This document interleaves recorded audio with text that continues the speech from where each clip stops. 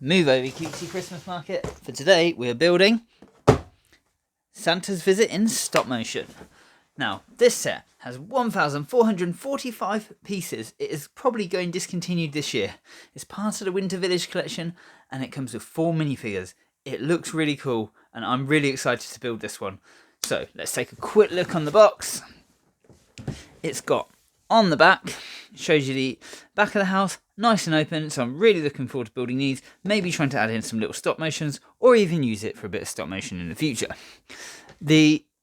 As you can see, it's got all the little features here. It shows Santa's going down the chimney and he's going to pop through, so I'm really excited to see how that works, especially seeming, it looks like he's going to get a burnt bum. The minifigures are really cute, really cool. I'm really excited to see this guy who was in my castle build.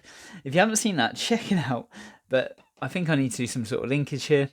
It's going to look really good. Okay, so inside the box, whoa, what have we got?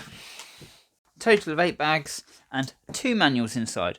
First one just builds the little fence and the Christmas tree and all the toys. I'm probably going to do that one later.